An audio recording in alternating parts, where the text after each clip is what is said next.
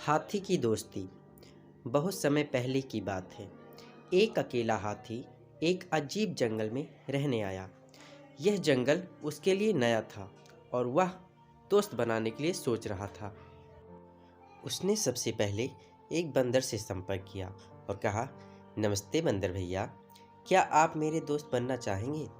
बंदर ने कहा, तुम मेरी तरह झूल नहीं सकती, क्योंकि तुम बहुत बड़े हो, इसलिए मैं तुम्हारा दोस्त नहीं बन सकता। इसके बाद हाथी एक खरगोश के पास गया और वही सवाल पूछा। खरगोश ने कहा, तुम मेरे बिल में फिट होने के लिए बहुत बड़े हो, इसलिए मैं तुम्हारा दोस्त नहीं बन सकता। फिर हाथी तालाब में रहने वाले मेढक के पास गया और वही सवाल पूछा। मेढक ने उसे जवाब दिया, तुम मेरे जितना ऊंची कूदने के लिए बहुत भारी हो, इसलिए मैं तुम्हारा दोस्त नहीं बन सकता। अब हाथी वास्तव में उदास था, क्योंकि वह बहुत कोशिशों के बावजूद दोस्त नहीं बना सका। एक दिन सभी जानवर जंगल में इधर उधर दौड़ रहे थे।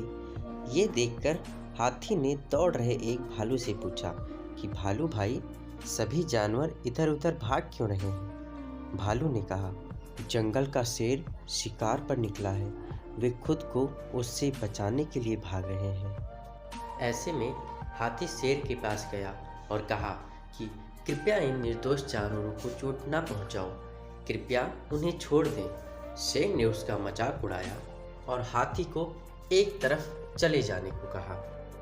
तभी हाथी को गुस्सा आ गया और उसने शेर को उसकी सारी ताकत लगाकर धक्का दे दिया, जिससे वह घायल हो गया और वहां से भाग खड़ा हुआ।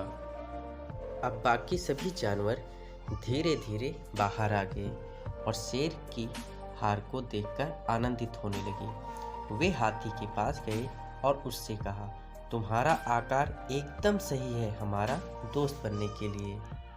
इस कहानी से हमें ये सीख मिलती है कि एक व्यक्ति का आकार उनके मूल्य का निर्धारण नहीं करता।